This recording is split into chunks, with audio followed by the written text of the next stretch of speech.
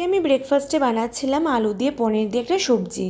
আসলে সকালে আজকে বাবানও অফিস যাবে, তো ওই জন্য আমি তরকারিটা একেবারে বানিয়ে নিচ্ছি, সবার ব্রেকফাস্ট হয়ে যাবে। আর ওইদিকে মা সবার জন্য রুটি করে নিচ্ছে।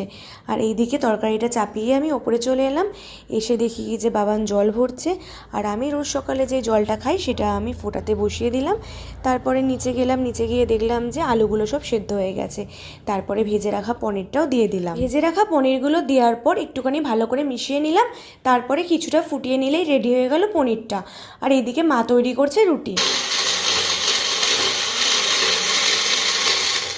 তারপরে আমি বানিয়ে নিয়েছিলাম ওটস দিয়ে একটু স্মুথি, যেটা আমিও খাবো আর বাবানও খেয়ে অফিসে বেরোবে।